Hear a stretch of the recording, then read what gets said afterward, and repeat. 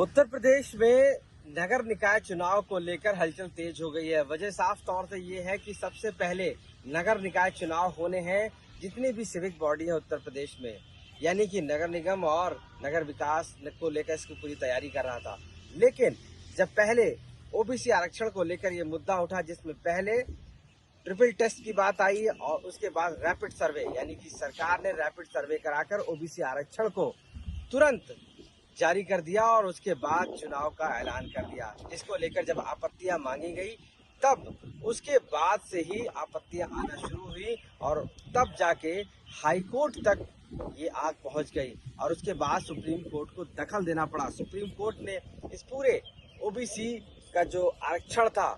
उसको कैंसिल कर दिया, यानी रैपिड सर्वे से सरकार ने जिस तरीके से आरक्षण कराया था उसको कैंसिल कर दिया और कहा कि ओबीसी सर्वे किया जाए, ट्रिपल टेस्ट के माध्यम से ही आरक्षण नीति को तय किया जाए। जिसके बाद सुप्रीम कोर्ट ने उत्तर प्रदेश सरकार को 31 मार्च तक का समय दिया और ये कहा कि पूरा सर्वे यानी कि पूरी रिपोर्ट तैयार करके सुप्रीम कोर्ट को सौंपी जाए, उसके बाद जल्द से जल्द इलेक्शन कराया जाए। हालांकि इस आदेश के बाद उत्तर प्रदेश की योगी आदित्यनाथ सरकार ने 5 लोगों की अध्यक्षता में एक ओबीसी कमेटी बनाई, जिसमें राम अवतार सिंह की अध्यक्षता में ये कमेटी बनाई गई। उस कमेटी ने पूरे उत्तर प्रदेश के 75 को 31 मार्च तक का समय दिया और ये कहा कि पूरा सर्वे यानी कि पूरी रिपोर्ट तैयार करके सुप्रीम कोर्ट को सौंपी जाए, उसके बाद जल्द से जल्द इलेक्शन कराया जाए। हालांकि इस आदेश के बाद उत्तर प्रदेश की योगी आदित्यनाथ सरकार ने 5 लोगों की अध्यक्षता में एक ओबीसी कमेटी बनाई, जिसमें राम अवतार सिंह की अध्यक्षता में ये कमेटी बनाई गई। उस कमेटी ने पूरे उत्तर प्रदेश के 75 जिलों में जाकर ओबीसी सर्वे किया। सर्वे करने के बाद वहां की जो मांग थी वो देखी, वहां के लोगों की बातों को सुना, यानी कि पूरी एक रिपोर्ट का खाका तैयार करने के बाद उत्तर प्रदेश के सीएम योगी आदित्यनाथ को वो रिपोर्ट सौंप दी है। यानी कि अब जो रिपोर्ट सौंपने का समय था वो 31 मार्च था, लेकिन उससे पहले ही ओबीसी आयोग ने, यानी जो आयोग बना था, उसने ये रिपोर्ट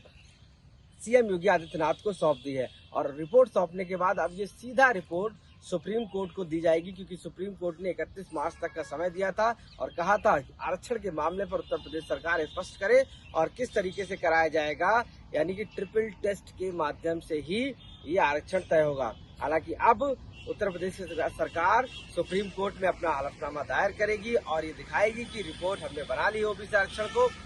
सबसे बड़ी बात है कि अभी तक उत्तर प्रदेश सरकार ने जिस तरीके से आरक्षण तय किया था ओबीसी का, अब वो पूरी तरीके से निष्क्रिय हो जाएगा, यानी कि जो आरक्षण की सूची में लोग आ रहे थे अब उनको पूरी तरीके से निष्क्रिय कर दिया। हालांकि अब उत्तर प्रदेश की सरकार सुप्रीम कोर्ट में अपना हलफनामा दायर करेगी और ये दिखाएगी कि रिपोर्ट हमने बना ली ओबीसी आरक्षण को।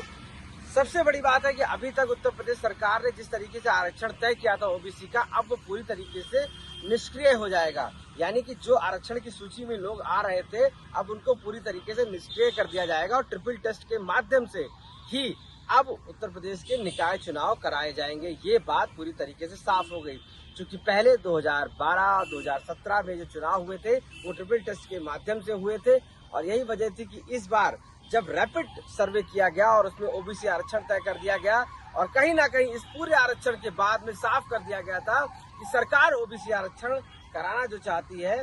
वो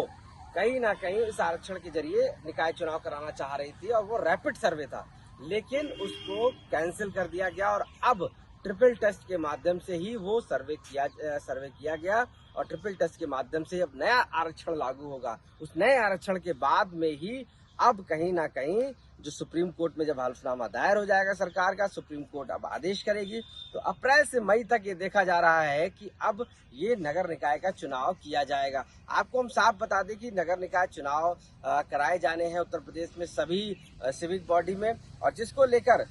इलेक्शंस ने तैयारी की है, जिसको लेकर सरकार ने तैयारी की थी और इसी की वजह से रैपिड सर्वे करा दिया गया था ओबीसी आरक्षण को लेकर। आरक्षण का मतलब है कि किस सीट पर महिला आरक्षण होगा, किस सीट पर ओबीसी आरक्षण होगा, किस सीट पर जनरल आरक्षण होगा, यानी इन सभी सीटों को लेकर एक रैपिड सर्वे कराकर आरक्षण लिस्ट जारी कर गई थी, जिसमें आपत्तियां आई थी और उसके बाद अब ट्रिपल टेस्ट के माध्यम से, यानी कि कैटेगरी चेक की जाएगी, उसके बाद रेशियो चेक किया जाएगा, उसके बाद अनुपात चेक किया जाएगा ओबीसी आरक्षण का एक निकाय में कितना है, उसके बाद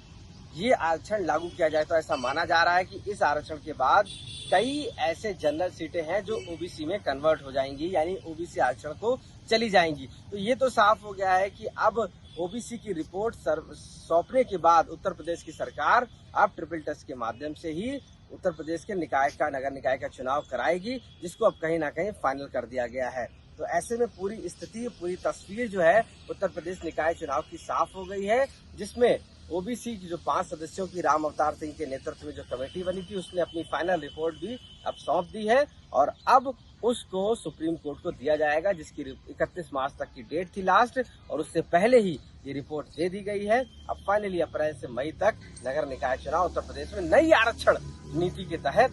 चालू कर दिए जाएंगे। लखनऊ से कैमरा पर्सन संदीप दुबे के साथ आशीष श्रीवास्तव, आज तक।